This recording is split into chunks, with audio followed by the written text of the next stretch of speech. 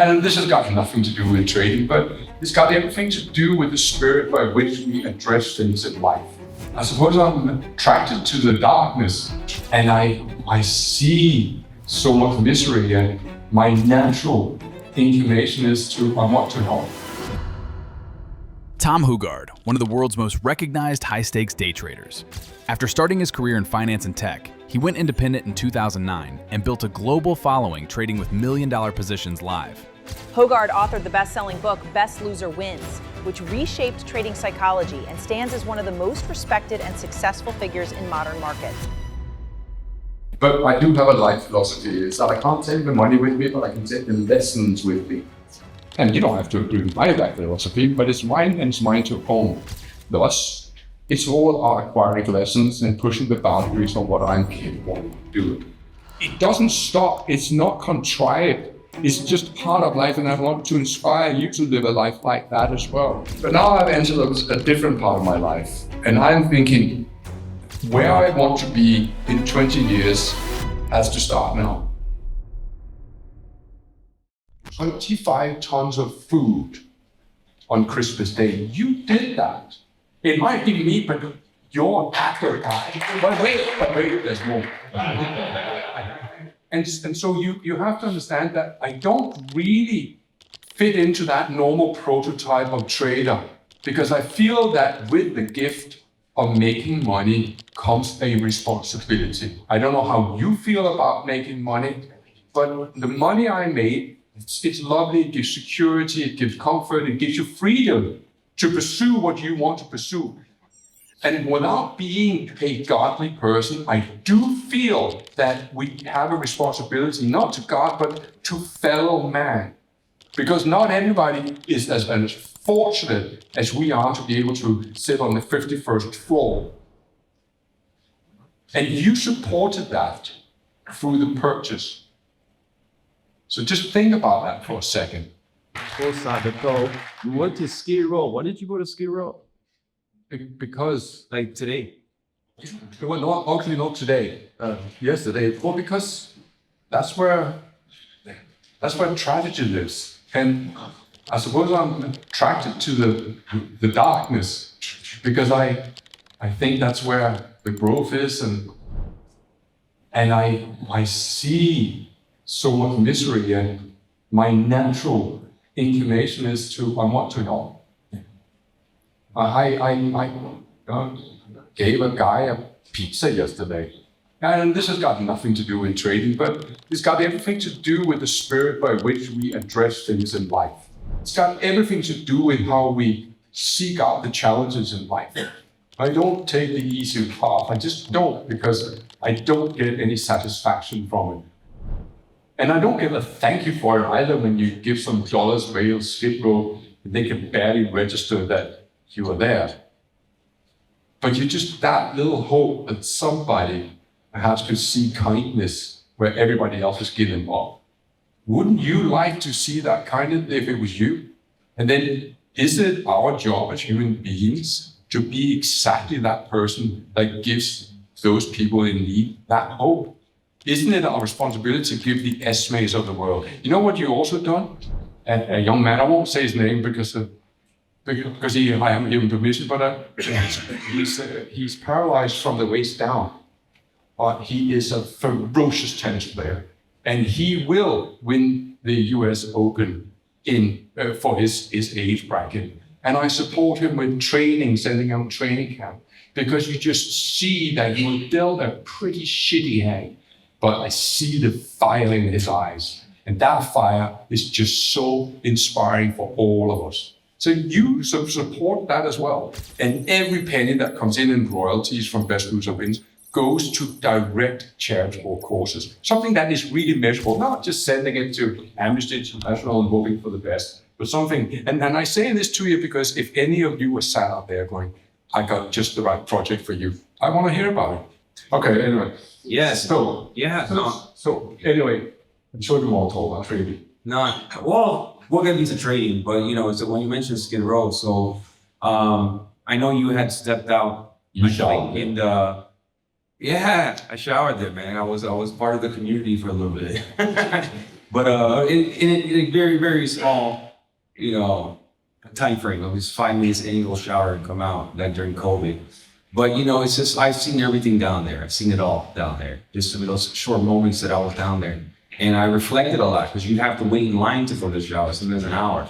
And you reflect a lot. And it's like, we all have free will and we all have opportunity here in the United States. It's like, I was always looking at the positive sides, and like the people that did show, kindness, they always stood out. It's just like something where as human beings, that's something even when I was in Haiti in 2010, the humanity is always a beautiful thing. Have you ever read the book Man's Search for Meaning by Frank Pope? He was a concentration camp survivor. Has anybody read it? Yeah. Well, enough of you have read it. It's probably one of the most profound books about the meaning of life. The meaning of life is the meaning that you give life. And you can imagine that it's very hard to assign value to anything when you are the one that is essentially by the shovel or shoveling the friends and families. It is a terribly inspiring book because when you think about life as an existential, it's difficult to think what it's really all about. And thus, it is only what we assign the value to. And so from my point of view, I don't do speeches where I just come and give you a spiel about a moving average. I just don't really want to do that. It's not me. And I didn't come all the way from Copenhagen to Los Angeles to give a speech about an oscillator or a weekend course that you could buy. I travel to change lives because I am standing on the shoulders of some enormous giants, one of which you have met today, Derek, as I've been to. And so the reason why I came to see you is because I feel that there was a sincerity in you that I liked and I resonated with. Otherwise, you could never have fucking managed to travel all the way to America. I thought that you were a salesman, you wouldn't have heard a word from me. Yeah, I figured that part out, so. But Tom, okay, so I didn't know that about the book. I don't know, in the podcast that we've done, I think you touched on it a little bit, but that's awesome, so the proceeds from the book go to something beautiful. Is it awesome, or is it just what good people do when they want to try and help other people? Because do you think it's awesome? Isn't it just what, if you feel that somebody needs your help, don't you want to understand it? Yeah. And so when you have made, in my case, not just millions, but tens of millions from trading, what do you think I'm going to do? Buy a fucking Rolex and a Lamborghini? You think that gives me joy? Could you see me fit into a Lamborghini? I know I tried and it just doesn't work. And I'm sorry that I swear from time to time. I hope that you will forgive me. It's just when I want to get a fat, I swear I could have done with followers. But the reality of the world is that, in 40 years' time, I probably won't be here. But I do have a life philosophy, is that I can't take the money with me, but I can take the lessons with me. And you don't have to agree with my life philosophy, but it's mine and it's mine to own. Thus, it's all about acquiring lessons and pushing the boundaries of what I'm capable of doing.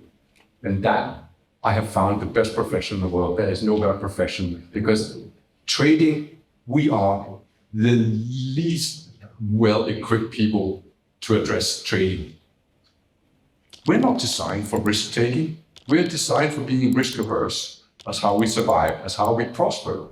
But then some of us, like, where are you? Oh, see that young lady down there? Yeah, she's waving. I didn't catch her name, but she used to rock climb, but she found something better. Now she throws herself out of airplanes, presumably with a parachute. So we each have our things that pushes us, the boundaries that we wish to set. And that's what the life is about. It's not for sure. It's then you mentioned yourself, you don't talk about how you went to Haiti. Well, I was deeply moved by your story because I have, whether you are aware of this or not, but Haiti is basically anarchy. It's Port-au-Prince.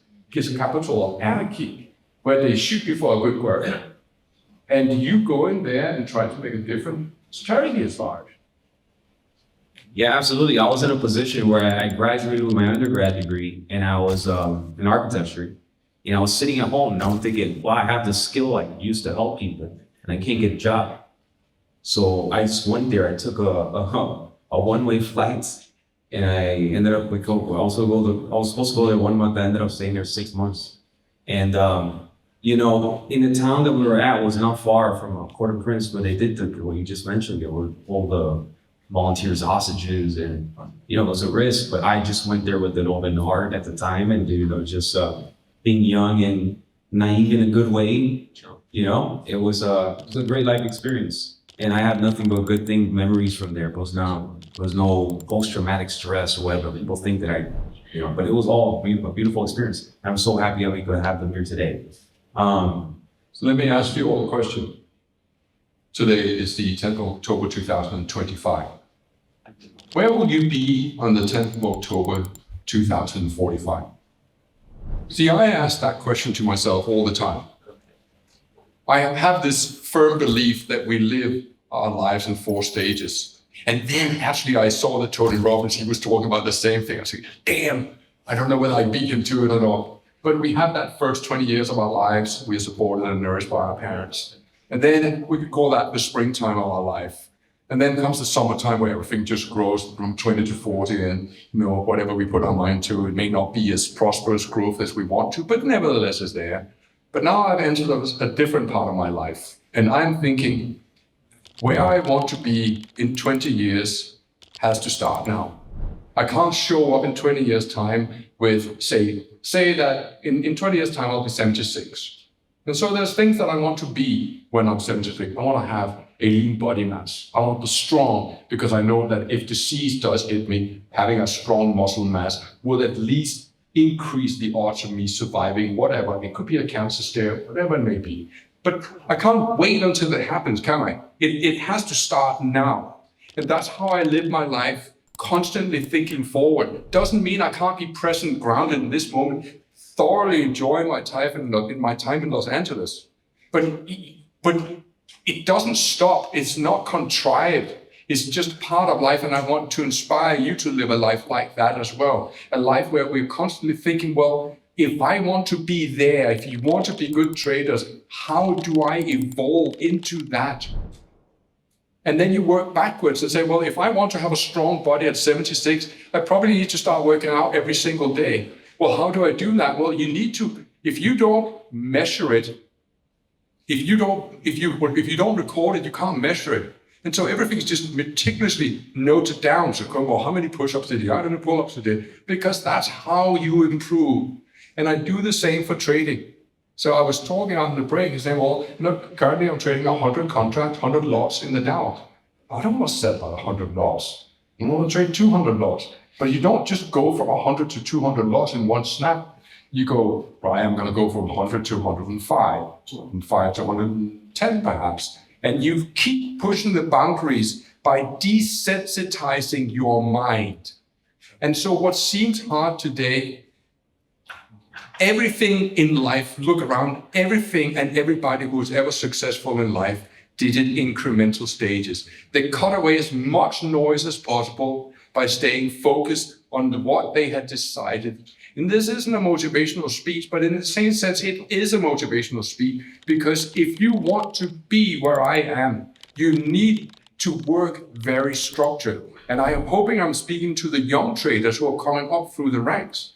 Because if you want to be where I am, you can't just rely on the latest newsletter and the idea that because you knew a couple of theories about technical analysis, that the salvation is yours. No, on quite the contrary. This is not an outward journey. This is an inward journey. And that inward journey is tremendously hard work. Absolutely. So what that reminds me of, the sense of urgency that I spoke about earlier. So you have this sense of urgency, this fire in you. You mentioned what drives you. But you have this like limited amount of time that you're working with on Earth.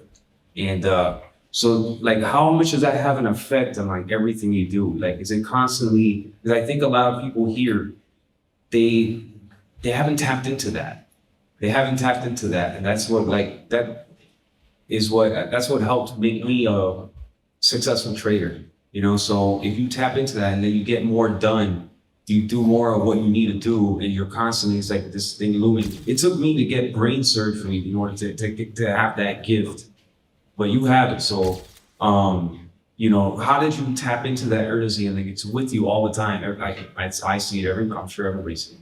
So how do you tap into that, and how do others?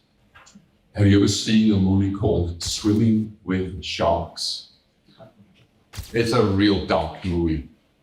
It's really dark, and it's about Hollywood movie executives.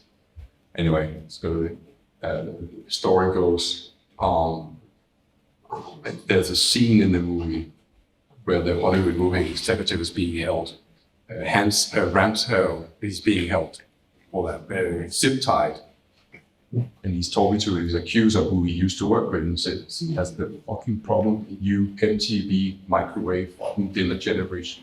People, you all want it now. You think you deserve it just because you want it? It doesn't work like that. You gotta earn it, you gotta make it, and you gotta take it. But first you need to decide, what is it you really want? And I think that the key question, the wisest words that were ever uttered by anybody, was Socrates when he said, know yourself. Do you know yourself, and do you know what you want? Because it's so easy to buy a ticket for an 8-hour event here in Los Angeles. And when you leave that door Tuesday evening, what do you want to have achieved? What will it take for you to finally do the work? Because if not now, then when? And part of the process of knowing thyself is also to know when to push. And so you're asking, I can't identify, yeah, but I assure you, I also need to balance life, because otherwise you become one-dimensional. So I need downtime. I need times to, at times I just need to tell you a crap joke. Sometimes I just need to let it steam off and do something else for a little while. But it is intense to be a trader, and especially at that level. But I wouldn't want to be anywhere else. And you know who I take inspiration from? From you guys, because your work ethic in America far surpasses work ethic that I've seen anywhere else. And I worked for a big American company, Chase Manhattan Bank, that became JP Morgan Chase. And so I've seen the work ethic that American workers put forth.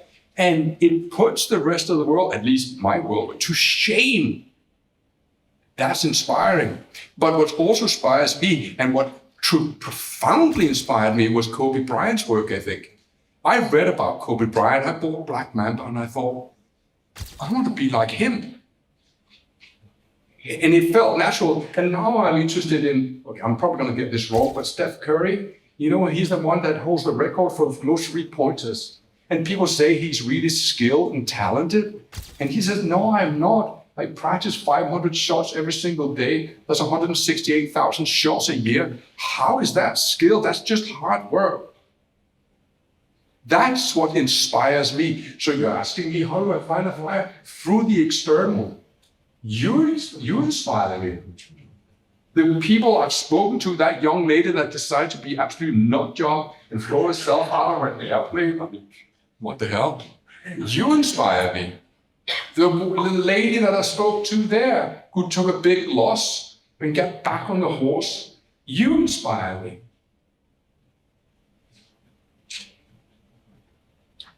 Awesome. Well, yeah. It's hard to play a spot to that way. I like how it's sort of you hanging a bit off Lee, or nice epic, So Now, you mentioned Kobe Bryant. Okay, so Kobe Bryant, I love Kobe Bryant. So he played for the Lakers over there. They have a statue of him, and for another one with him and his daughter recently. But he practiced, he was, to make it to the NBA, you gotta be the best, all right, the best of the best. And he was drafted, one of the top picks, and he still practiced. He saw it right away. He's like, okay, in order for me to be the best of the best of the best, I got to practice twice as much as these guys. And after a couple of years, they can never even catch up to me. There's just not enough time in a day. So he would do like 3 or 4 practices a day, while everyone else doing 1 or 2 practices a day. And not only was it just practice that we talked about, it was perfect practice. He had a regimen and he had a whole system. And then after 2 or 3 years, like no one could catch up to him. And Kobe was not the most talented either. So, so it's just about that perfect practice. And I know you mentioned those Tiger Woods also. And there's videos, some of my favorite of you, the short videos, when you're saying like a long time ago, and it still applies, you still mention Tiger Woods all these years, about on the weekends while other people are doing other things, you're on the charts with that chart. It's going over. Yeah, that's true. And I make no apology for being a little bit intense at times. And, sometimes I just need to get that out of my system. But it's true. I don't really. My ex-wife, she used to say there's only 2 gears in Tom Hougaard's life. There's 2 paces. There's 0 or 100 miles an hour. There's nothing in between. And it's true. Okay, but let's just get real. I grew up on a council estate. Do you know what that means? That's the equivalent of growing up in Harlem. Because I don't know any other cultural reference point. And if you want to get out of Harlem, I imagine you work your ass off. Because there isn't a more nor hope. And people's expectations of you aren't very high. You're nodding, so perhaps you can relate to that. And so if you go one of 2 ways, you can use what I called drawn to motivation or push away motivation. And I most certainly used push away motivation. I said, that's not where I want to be. And there was not that, okay, so I will come from a broken family, but there was not like we were tortured or anything like that. But imagine, and perhaps this is the real key to me. But imagine that you went to one of the finest schools in the country, where everybody was wearing Lacoste. You remember in the 80s, they wear that stupid little crocodile? And if you didn't wear that stupid crocodile, you just were in the in crowd. Well, I had the good misfortune of going to a school that was very affluent. But then my mother and father divorced. And so now I was 8 years old and I now moved to a council estate, because that was the only thing that my father could afford. But I still had to go and be at that school. I showed up in clothes that hadn't been washed 3 or 4 days, while everybody else showed up in the finest sneakers, the Nike sneakers and Lacoste. What do you think that does to a little boy that desperately wants to fit in? Because let's face it, we all have it in ourselves. It's tribal. We all want to be fit in. We all want to be liked. I tell you, that is an astounding motivator to get off your posterior and try to achieve something in your life. So maybe my mom and dad getting a divorce was a really good thing. Maybe not for them, maybe not for me either, but in the long term, what is the saying? If it doesn't kill you, it makes you stronger. And so when you worked at the bank, did you have these qualities? Or yes. So we have this joke that the first month that I worked at Chase Manhattan Bank was the month that I did the least amount of overtime. So that was the joke. So I worked there for 3 years, and the first month I did 35 hours of overtime. And that was the lightest workload that I ever did for the bank. So right from the beginning, there was this exhilaration. Because you have to understand, I really wanted to be a trader, but I couldn't, I failed. All the job interviews that I did for trading jobs, they was like, yeah, we're not interested in you. And that was demoralizing because I had a bachelor's degree and a master's degree in finance. I mean, I could draw option curves, I could derive the equations, but perhaps I wasn't from the right school, or maybe the candidates, I guess, were just better than me. And so I thought, well, if that's not it, then at least I'll work in what they call the middle office. I won't be in the front office, but at least I'll be somewhat closer to the action. And do you know why my book is dedicated to the girl at the Bloomberg terminal? Because the girl at the Bloomberg terminal, while actually also a physical girl, it is also a metaphor for someone who encouraged you to dive deeper. Because when I spoke to her, the joke was that I would use the Bloomberg terminal, but I wasn't supposed to use the terminal. Why was at the Bloomberg terminal? Because I was trading and I had to check real-time prices. How could I do that? This is 1998 and we didn't have, like smartphones. I could just, what's Dow doing? And every time that she actually legitimately needed the Bloomberg terminal, I was there. And every time she had to kick me off. But as we got to know each other, through the courtship, it was like, you should really pursue this. You are so passionate about this. What are you doing here? So the girl at the Bloomberg terminal isn't just a physical entity. It's also a metaphor for someone, whether it's yourself or someone else, who backs you up and says, pursue your dreams. Don't be afraid, take chances. And it was a huge chance I took there because I just left my 3 years of savings. And by the time I was done with my 18th month as a trader, I had nothing left. And if I had not talked my way into a brokerage job, I don't know what I would be doing today. That's the reality of it, that in 2001, when I joined that, I was so cash poor that, I don't know if you've ever seen me do a TV interview in the early days, but I would be wearing a three-piece suit. But I didn't have a three-piece suit. I only had the trousers and the vest because I couldn't afford the jacket. That's funny, isn't it? Yeah. So you took this, you bet on yourself, even though you were 18 months, you said you bled out. And then you joined the brokerage, joined the firm. That's right. And I was a local trader. I had no idea what I was doing. Generally, I am not trying to sort of mask sort of false sense of humility. I generally had no idea what I was doing. It was a raging bull market in the Nasdaq, and I just kept shorting. Does that remind you of anything? Yeah. That supermarket mentality, it can't go any higher. Oh, but it did. It can't go any higher. Oh, but it did. And so I had so much to unlearn. And I wouldn't even say that I learned fast, but I learned because we learn through adversity. And those who didn't want to go to those, shall we say, the dark places, those that didn't want to do the review of their trading account, their brokerage, how would they ever learn from their mistakes? Look, ladies and gentlemen, I know this is a topic that perhaps is more akin to a Tony Robbins motivational seminar. But those of us who actually dare looking ourselves in the mirror and honestly reflect upon our weaknesses, those are the ones that will accelerate our growth. If we don't look at our trading performance, if we don't confront with our bad habits, we're never going to get anywhere. And I don't want to be the guy that just gives you platitudes and a feel-good speech about how we can all hate it, because you just won't.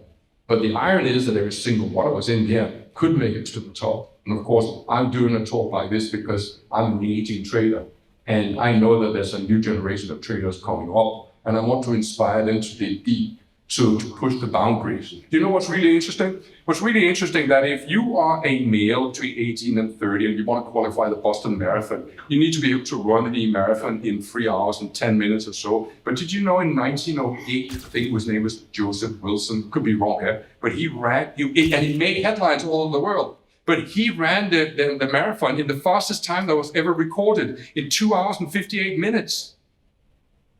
So 100 years ago, he was a sensation. Today, he would barely qualify for the Boston Marathon. So do you understand now when I'm talking about my idea of pushing the boundaries as a trader, is in the full knowledge that in 100 years, my achievements would seem like, Jesus, my book would be shredded by now because the understanding of the mind's role in performance would have been so enough. But someone has to start.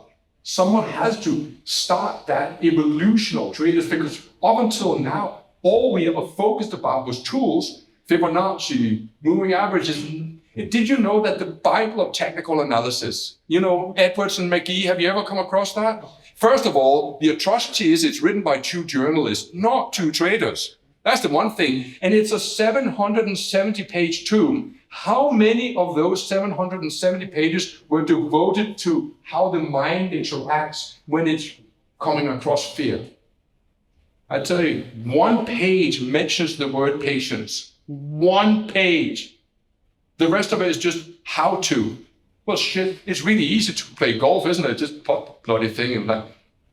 But try the difference between you without with your mates on a Sunday afternoon, having a little bit of fun, or trying to putt for the Augusta Championship. Well, maybe that's the part of the problem here, is that you're trying to chew more than you can. Thank you. You can, yeah. I need a little help every now. By the way, I once went on TV, and when something is set in stone, but my mind couldn't fathom that because stone seems porous to me. So I said that it was set in cement, which intuitively makes a lot more sense that something is set in cement than set in stone. But anyway, there may be some laughter and then.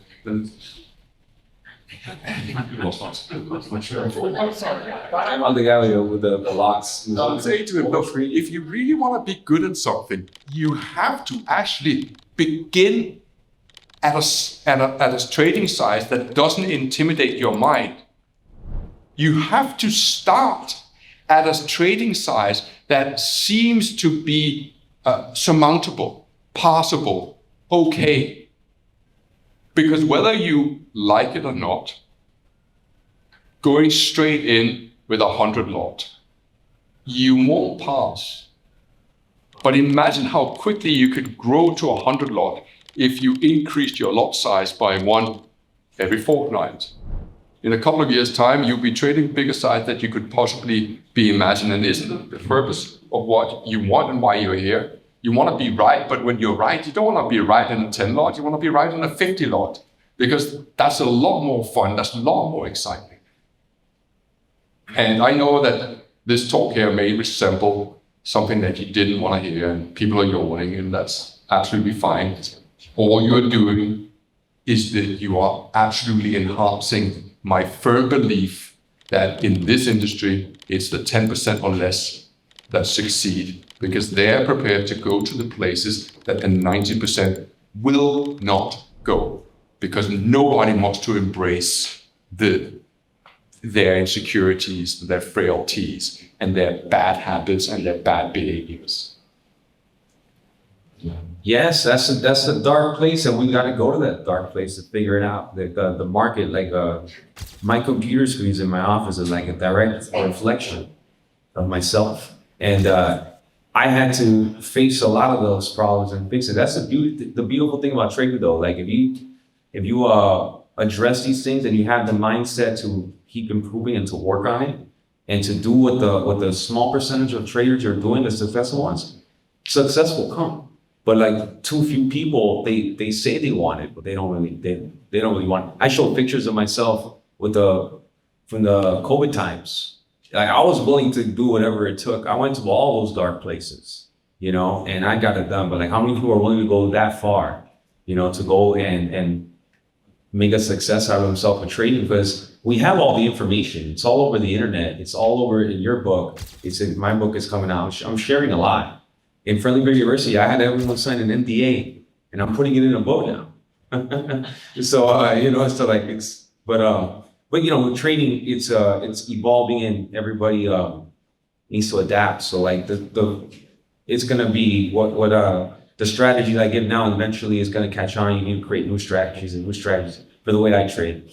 But yeah, it's that mindset. You need to always just keep improving, and to show up and do whatever it takes. I know that whoever's yawning, I didn't see anyone yawning around me, but yawning is something that I know that so here at the City Club, I think I told you they have the NFL alumni events, and I go on Mondays to go. The NFL retired players come, and they said they were eating lunch and they're joking around, and they're saying, yeah, well, when we watch the film and the videos, if someone yawned, the coach would throw something at them, slap them across the head, so like it would. But like, it's, and if you yawn or you dozed off, your job would be taken over. So it's like the players that really wanted to succeed, they had to like put in the extra work. It's like life in order to make it to the best of the best. And trading is like, it's like a professional sport. It's like the 1%, the slight percentage, the ones that succeed. It's a high failure rate. It's good to come to these events for all of you, and including for me. When I lost badly on stage Monday, the indignity of it is my fuel. Can you imagine for a second what it's like to be a professional trader. And you go on stage with people you look up to, and you crash and burn. We saw that. Yeah, you saw it. That's fuel. And I don't want for one moment to sit here like I am some paragon of perfection, because I'm not. Everything I have done has been through grit. I wasn't blessed with intelligence. I wasn't blessed with fortunate circumstances. It was just little by little. And if I were you, depending on what it is that you want to achieve, and I know that those goals are different for every single one of you. Some of you are futures traders. Some of you, like Adam, wherever he is, he trades. Hi, Adam. Yeah. He trades in a manner. I had some luck, and then I was nearly with my mouth open, listening to how he navigates these small cap stocks with very little liquidity. And I'm wondering, how on earth does he do that?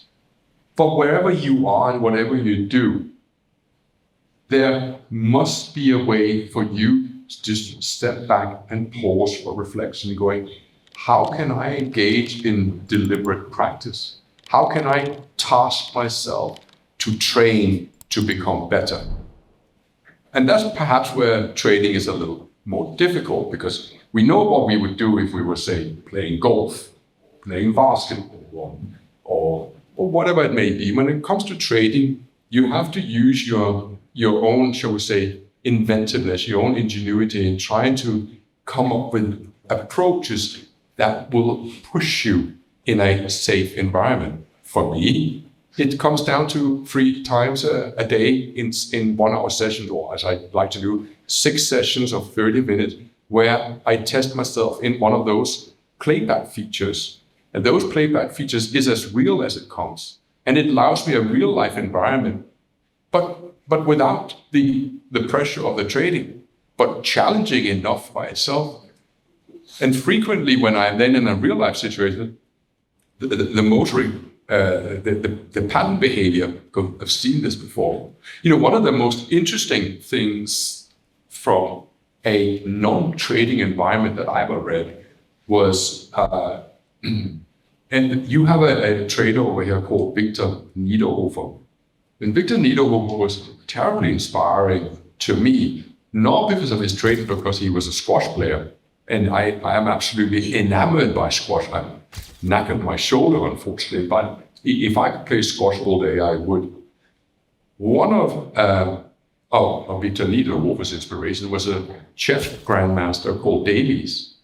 And it was beyond interesting to see how a chess grandmaster practiced visualization through reading old chess books, through just placing chess pieces on the board and practicing how he would get out of a situation, or what he would do in specific circumstances. And so if a chess grandmaster can sit in his camper van on a campsite in Cornwall, having shot himself away from his family to practice for the next major tournament, well, perhaps we can do with less draconian measures. We can find and devise our own means of whether it's trading futures or options. So what I'm hoping to do here today, the reason why I come all the way to Los Angeles, isn't to give you that tool that always works, although there's some great tools and you'll get a PowerPoint presentation. Rather, it would try to inspire you to say, if you really want that elite level, you most likely have to stop looking outward for YouTube videos and look inwards to say, well, how can I, with the material that I already have, how can I change how I train? Because at the end of the day, when we are sat in the thick of it, that will highly likely decide whether that's going to be a successful outcome or an unsuccessful outcome, depending on the practice that you have put in beforehand. And that's why I trade every single day in trading. As hard as it may be to understand that you can't trade in trading if you actually can't. Now let me ask you a question, because you were very kind to ask me a question. So I want to ask you something. I asked the audience a moment ago, You're about, how old are you, 42 now? 41. 41. So what is the next 10 years going to be in store for you? How are you going to become better? And in turn, in the process of becoming better, you will become a better teacher to your students. Because if you don't have a plan for that, you will plateau. No, absolutely. You put me on the spot, but like, I absolutely have a 5-year plan, I have a 10-year plan. The same way when I started the trading journey, I had a 5-year and 10-year plan, and now it's just growing and it's just stacking up. I never thought that this would happen within a few years. You know, it's like I went from unprofitable to profitable to then making exponential money and having all my dreams come down. I was like, I gotta make new goals, new dreams, new vision, and they're bigger and bigger. So, yeah, the world is opening up to me now. So like now I have that 5-year plan, that 10-year plan. And, you know, eventually I want to design my own buildings and how I want to fund and design my own projects. So, and come back to architecture on my own terms. So you want to go away from trading? Well, this is like in my older years, you know, this is like I'm talking about like 7 years old. So some of the architects that I studied that I like, they all. So I'm 56 in the older years, they'll be 46. What does that make me? Hey, what do you find that architecture is your true calling, or do you think trading is your true calling? Or is it an even split? Well, the thing is, architecture is like an artist. You're like an artist. Artists, unfortunately, they don't get paid very well. And the freedom is not there. And a big thing, I didn't come on the trading journey for freedom, but I discovered it. And the value of it is so great.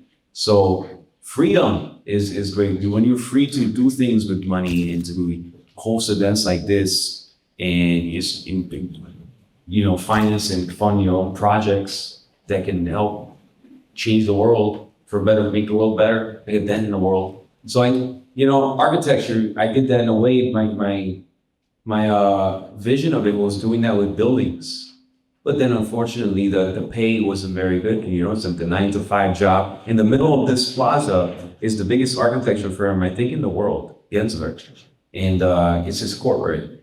It's 9-to-5.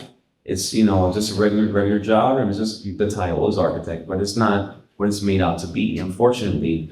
And I would not have the freedom. I'm going to go travel again after this. You were on holiday. Now I'm going to go on a holiday for a little bit, and I'm able to do whatever I want. The freedom. So I think both can be a calling.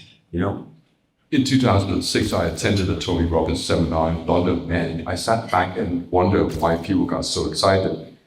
I had an intuitive feeling that that path wasn't for me. And later on, I learned about the influence of dopamine on our nervous system. And we have what's called base level in dopamine.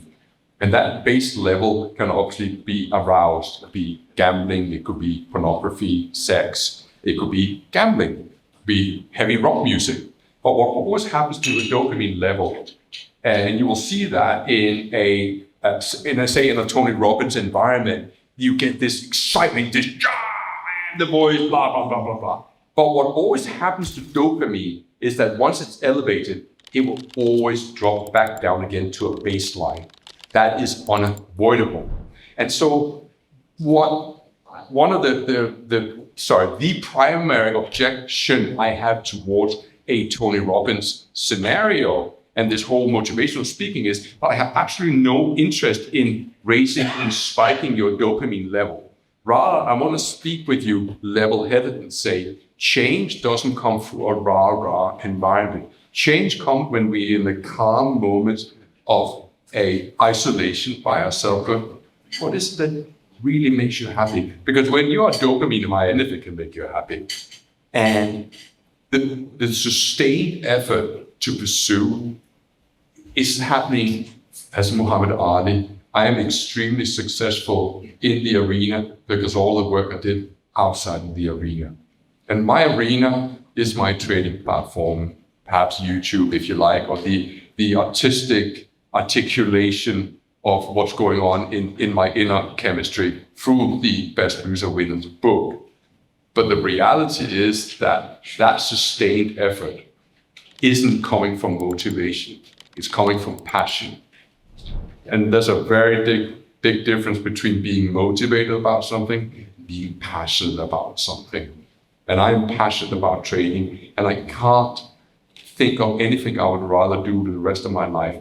Why? Is it just because you can make another dollar, stick it in the bank that you'll never use? No, it's because it's the transformation of character. The transformation that takes place almost like a caterpillar to a butterfly. You become a different human being, and that happens far, far away from any dopamine-infused high. It comes from that clarity of knowing this is what I'm passionate about, and I couldn't possibly dream of doing anything else. And I just offer you a piece of advice. If you don't have that about trading, by all means, carry on doing what you're doing. But if your hope is that you want to hit it big time, not so that you can be on YouTube, but you can just spend more time with your family, with your friends, and perhaps make meaningful contribution to society, then you can't do that with a little bit of rah-rah motivation.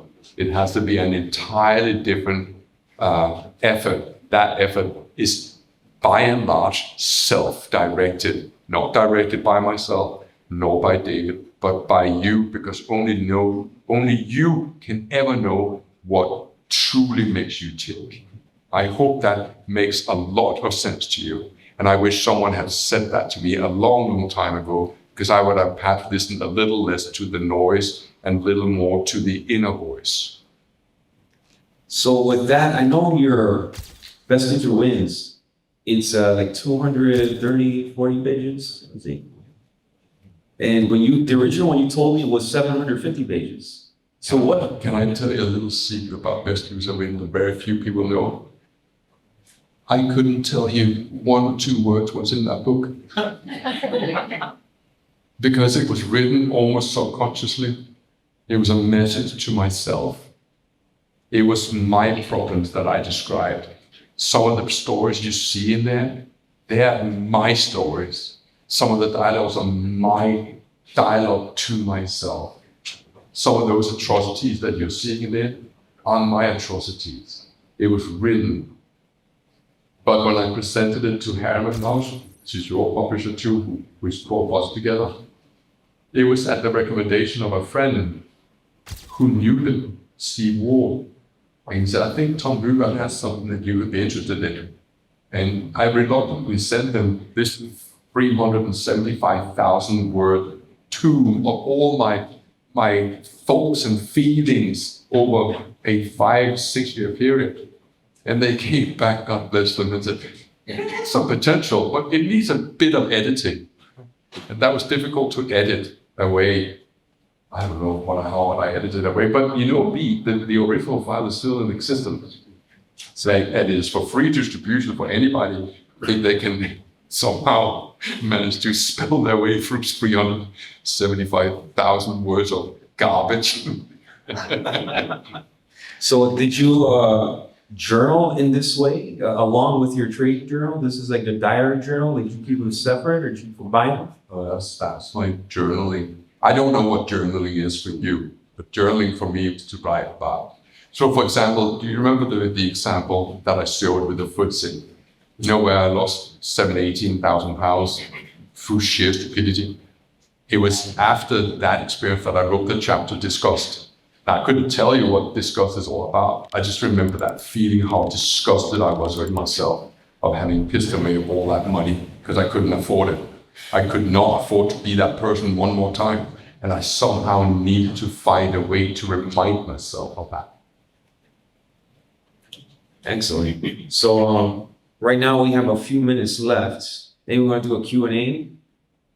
Right? Sure. So, Tom, first of all, thank you for writing this. It's always amazing book. I see something that you say in the book that is that imagine yourself losing the mind, like really visualizing, right? So it doesn't shock you. And you try to like skip ropes, right? You like add to the server. how like you be such a role breaker, right? Because I see you talking and then you get off the stage, you talk to the camera, you like naturally have the personality of like have full freedom of creativity. How you respect those rules so well? How do you become this person like that's causing a round trip, never asked to do sir? Like how That's a good question. Thank you. I have a split personality yeah, no, by choice. I use a tool. You may remember me writing about it, but I call it the Book of Horror. The Book of Horror is a series, too many, charts, like the footsie chart you saw. When I get ready for trading in the morning, part of my warm-up process is to become a different person. And that transformation is the result of seeing what I don't want to be. You remember when I said, when you grow up in a perhaps less fortunate circumstance, you can push away motivation or towards motivation. When I see how badly I have traded, or indeed if I have some recent examples of having traded badly, I use it as motivation. Predominantly, what my mind does not want to do is it does not like to add to winners. I am not naturally inclined to add to winning trades. But by going through a series of examples of where I have added to trade, or opposite, where I've seen myself adding to losing trade, I flip that switch. And somehow a transformation takes place in my mind that when I start trading, I will naturally want to do the very thing that my normal mind wouldn't want to do. So it's a really great question because it's not there permanently. I have to force it every single day, mostly twice a day when I trade the European session and the US session. And to be specific, I will watch my trades, usually in paper form, especially that FTSE example that you saw. And I'll say, if I get an opportunity to sell short the FTSE, and then I can sell short more at a lower price, that's the exact opposite of what I did. And I know that statistically, if I keep doing that, I will never be the 90%. Of course, I'm going to have days like Monday. Of course, they will be there. But if I can always do the right thing, and that's what I spoke to that gentleman earlier on today. He was talking about, I don't want to do the wrong thing. And I said, well, what does that mean to do the wrong thing? Did you follow your strategy? Yes. Well, how did that be the wrong thing? Well, because I lost. Yeah, but you don't have a crystal ball. And you just saw this light coming up. Oh yeah, no, but... Does that answer your question? yes, I have a follow-up question. Of course, there's always a follow-up.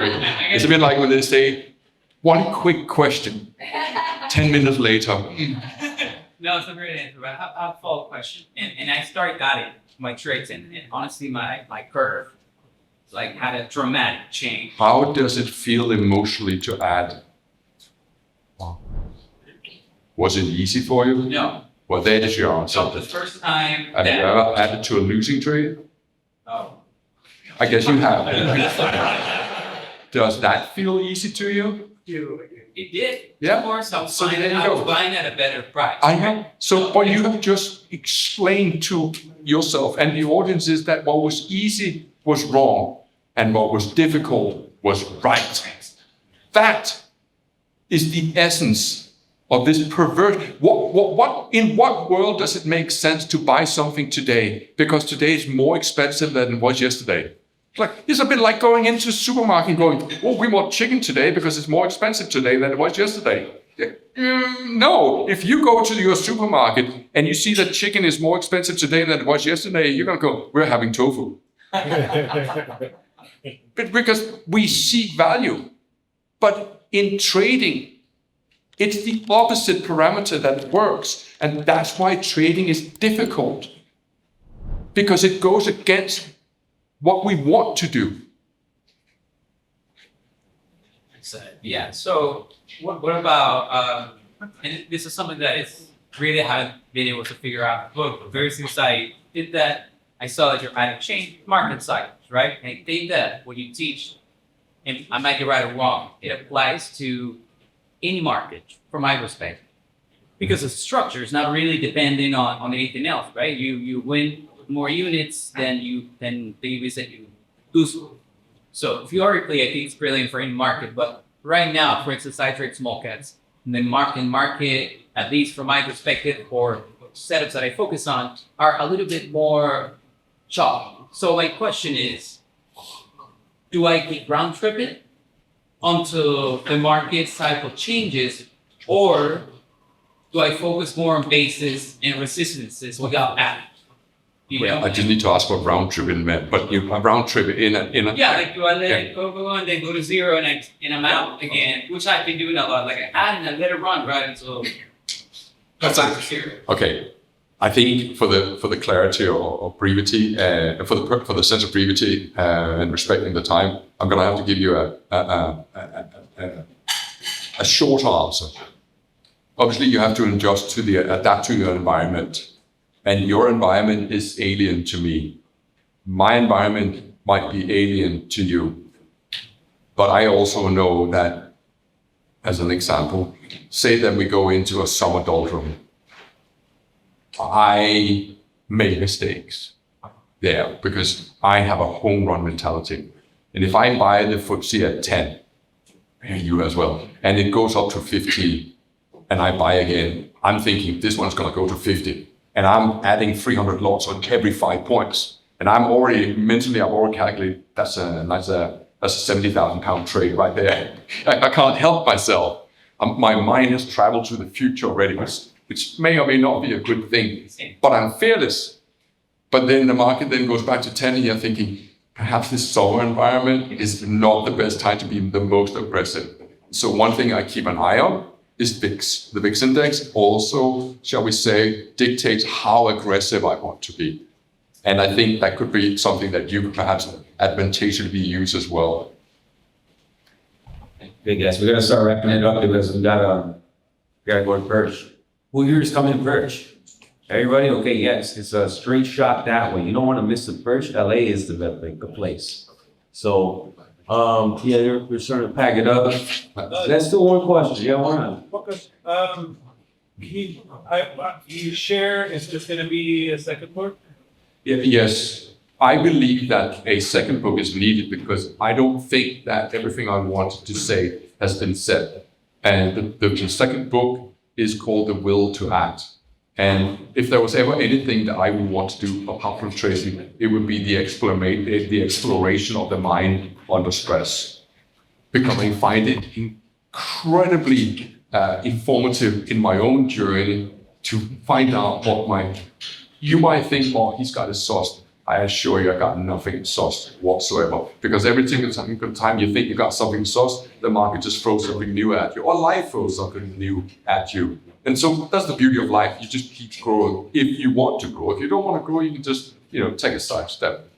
I don't want to not grow. But growing is also tremendously painful because it means you constantly have to make sure that you eat the right food, get the right amount of sleep, make sure that your blood sugar is stable so that you can maintain that ferocious energy. Because there's nothing worse than sitting there looking at the Dow and all you really want to do is to go to bed because you've eaten carbohydrates for lunch and you have a big pasta dish and you're like, I don't want to trade Dow, I don't know what soap on jump TV or drink Coca-Cola. So there's you're always on. Anyway, can I want to make a pledge here because I know that many people have traveled. You said there was 22 nationalities here, and I know 20 countries. 20 countries, and people come from the same country, so we have a ton of countries. I pledge I will not leave this locality on every single one of you have had that inscription in your book if you want, and that selfie if you want that as well. So I will stay here to the bitter end. So you're gonna have to tell me where to go afterward. Wait just a moment. I come a long way away from being to be part of this, and I want to express my deepest gratitude to you all. And this is not a cliche. You have to appreciate that you don't travel on an airplane for 15 hours just so you can come and collect a couple of $1,000 in speaking fee. It's not what it's about, because it truly isn't. It is because you wanna change how people feel and think and act around trading, which is my forte. But your questions fuel me. So I should be thanking you. Just because of you, there was easily a couple of material for chapters that I have gotten today. So thank you, every single one of you, for coming. I'm grateful. But above all, and maybe we should really put our hands together for David. Thank you so much.